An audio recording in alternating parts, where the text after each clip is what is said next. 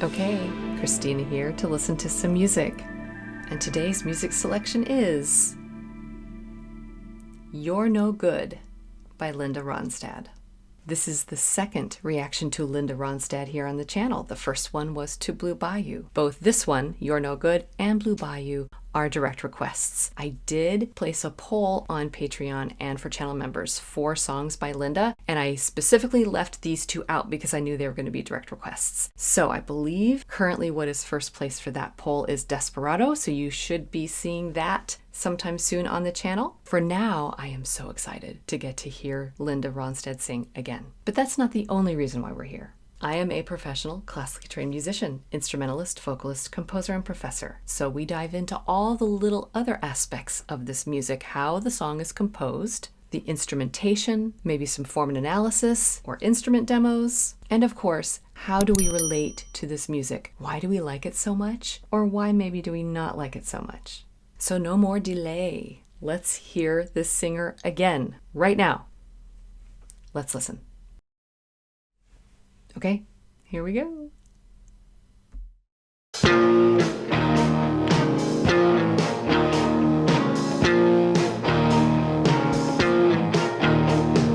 Feeling better now that we're through. Feeling better 'cause I'm over you. Learned my lesson and left a scar. Now I see how you really are. You're no good, you're no good, you're no good. Baby, you're no good. I'm gonna say it again. You're no good, you're no good, you're no good. Baby, you're no good. Broke a heart, was gentle and true. Well, I broke a heart on someone like you. I beg his forgiveness on bended knee. I wouldn't blame him if he said to me, you're no good, you're no good. Okay, I'm already really enjoying myself here so much. She's just amazing. She's just amazing. So I remember from Blue Bayou, the thing that stood out to me is just how unique her voice is, which of course you have to have that. You have to have the trifecta. You have to have the unique voice and the stage presence. And then of course some of it is sort of being in the right place at the right time. But once the person is in the door, they really have to work hard to make it work. So she's just got it all. And there's just no disputing her talent. It's just pure talent, natural talent. So again, I don't know how much training as a singer she's had. But what I did mention in my Blue Bayou reaction is that I did hear her sing in The Pirates of Penzance, which is the movie version, the on-screen version of a Broadway show, basically. And the way she was singing there was like a coloratura soprano, like an operatic soprano. Beautiful, lyric, high voice. And that is just not at all what she is here. But I can still sort of see, I think, how those two voices are bridged together. I can see how it could come from the same person just in the way her mouth shape is. When she's singing, her chin really drops down, like it's actually almost like a double chin. And what she's doing there is dropping her tongue down to really create more space in the mouth to make the notes resonate. Even her mouth shape and the shape of her teeth, everything is there to project this beautiful voice that she has. And then the rest is the musical character and style that she adds. I'm already having so much fun hearing it. All right. And yeah, the chorus, I am recognizing the chorus. That really does sound familiar to me, but I couldn't tell you if I heard it from her or a different recording. I believe this is a cover. I thought that I read that it came out in the 60s. And so actually, I believe that she's done a lot of covers. Like in the poll, when I was putting all the songs together, I realized that a lot of those were covers. That's cool. Apply her uniqueness to other songs. I mean, yes, please. But anyway, we'll back it up a little bit so that I can hear some of this chorus again. It's a great one. Let's hear it some more.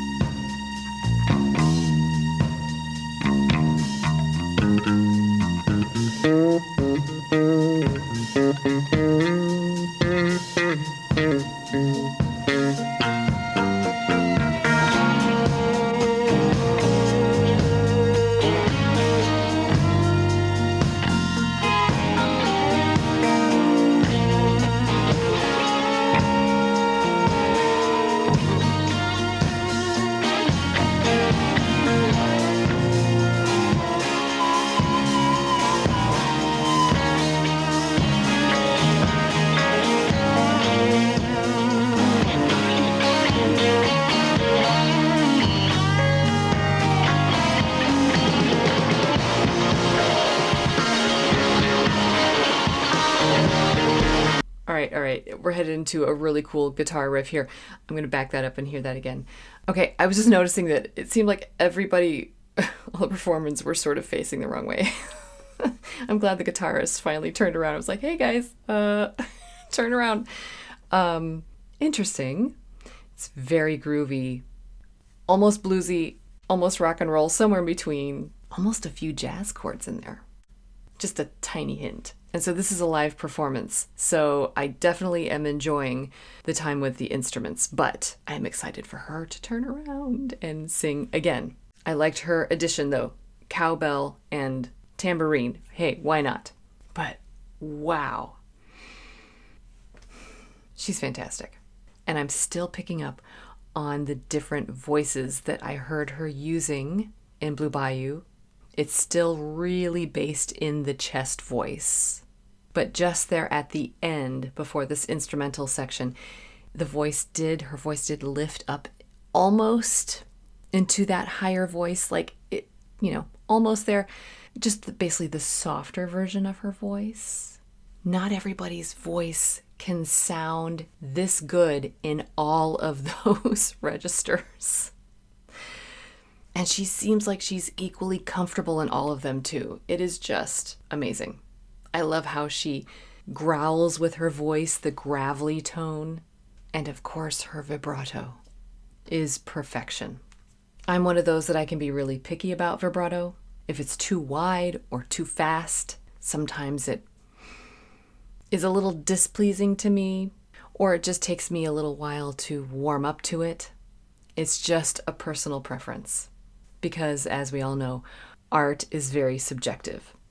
So I prefer a really well-balanced vibrato that's not too wide and not too fast and narrow. And some singers just naturally have more control of a vibrato than others. And you can tell she just naturally has that control. So the notes that she adds the vibrato onto are perfect. Of course, I say on the channel, you don't have to be perfect. But it's just really pretty. Her vibrato is just really, really pretty. Okay, We'll back it up a few seconds to catch what the heck is going on with this guitarist once he finally turned around. All right, let's hear this on out.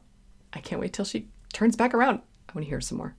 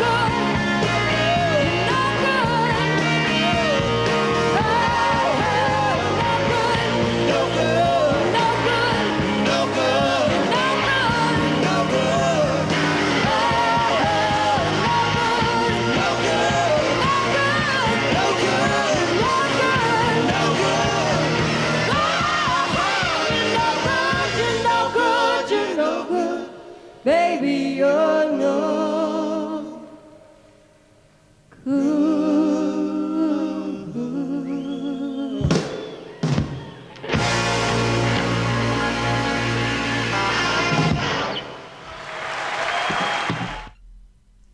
Nice. Okay, so I would like to hear the studio version of this at some point, but I have so enjoyed seeing her stage presence, seeing her in action, seeing her interacting with the other instruments, how she had no trouble just turning around and handing it over to the instruments on the stage. But when she did turn back around, there wasn't that much of the singing part of the song left. She basically was interjecting her voice in there as another instrument. And I know that the other singers were in there with her. There was a bit of a chorus back there. But it was more like an instrumental call and response with the guitar.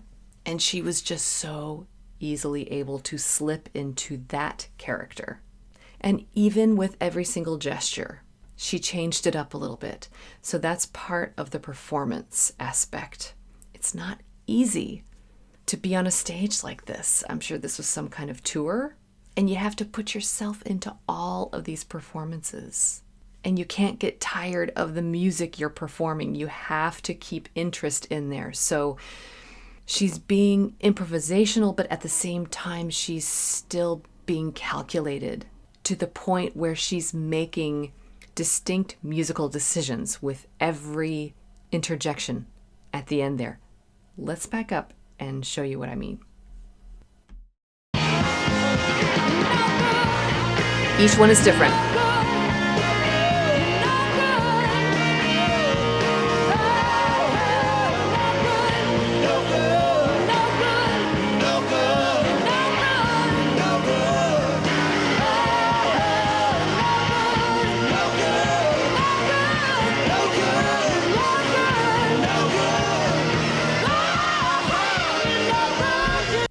So there was forward motion in every single one. So you hear the no good, and a little bit more no good, and then a little bit of ornamentation, no good.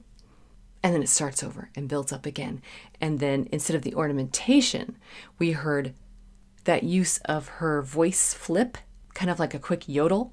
And then it started over again. And then we had the ornamentation again, but it was expanded. And then again, with more of a buildup and more of the grumbly sound. She's not just up there repeating a phrase. She's making conscious musical decisions, and she has the right to change it up in every single concert if she wants to.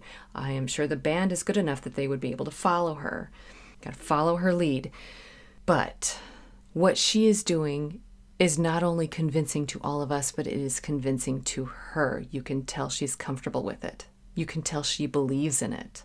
And again, that is part of the stage presence that you have to have as a performer. So I know that with all of my years in performing in symphonies and string quartets and singing in choirs, I will end up playing or singing some of the same music over and over again. How many times have I played Beethoven's Fifth, or Brahms' Second, or Mozart's Eine kleine Nachtmusik? A lot. And as a performer, it's your job to keep yourself interested. Because the minute you get bored, the audience can tell. The message and the magic of the music falls flat. So to me, seeing her on stage and seeing her natural talent and ease on stage with her musical interpretation is just a joy to watch. So let's go back and hear a couple of my favorite things about her voice. I mentioned a couple of them in the call and response business there at the end. But let's go back when she's even more in the spotlight.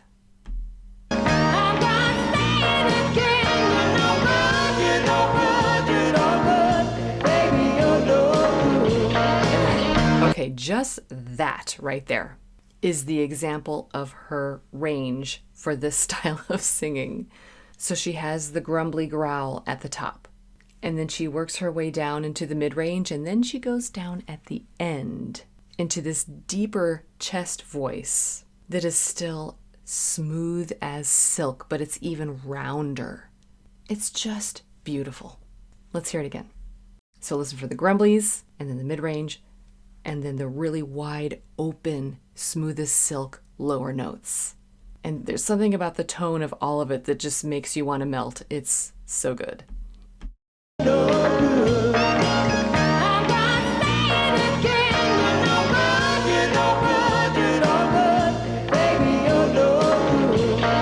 it is. On the word good, right? Okay, so now I want to move forward and listen to her vibrato. Stylistically, this song doesn't completely allow for a whole lot of that. So she used it more in the middle of the song to kind of mix it up a little bit. Again, a conscious choice on her part, I noticed. So let's go and give a nod to that.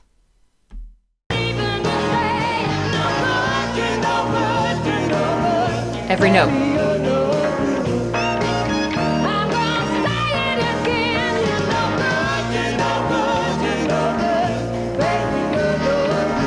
Okay, so that last one, not as much, but the one before, did you hear there was a lot more vibrato there? Let's see if we can find some more vibrato spots.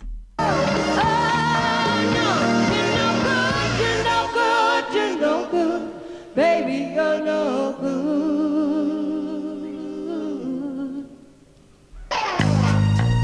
Yeah, so of course there at the end to take us into the instrumental section. Ugh, I could just listen to the tone of her voice and that fantastic vibrato just all day.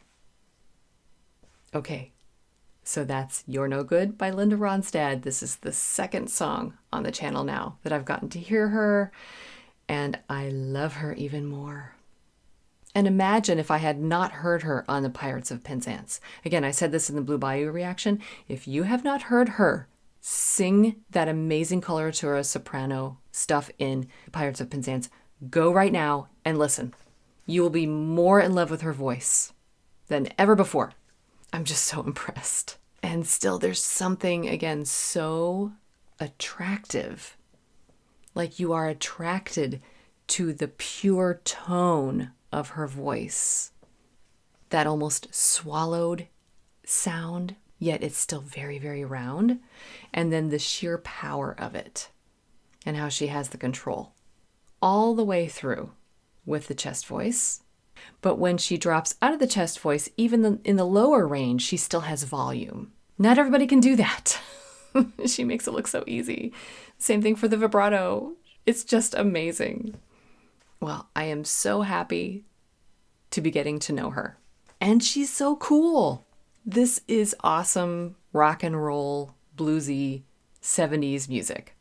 So, cannot wait to hear more from her on the channel. We've got some coming up for sure. Again, I believe Desperado is first place for the poll.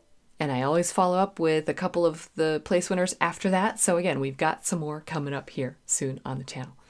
And I can't wait. So thanks for joining me with this one. It will definitely go on my playlist. I am definitely claiming myself as a fan of her voice and her stage presence. I mean, she's got it all. And as always, just remember that you don't have to be perfect. Just be okay. And keep listening.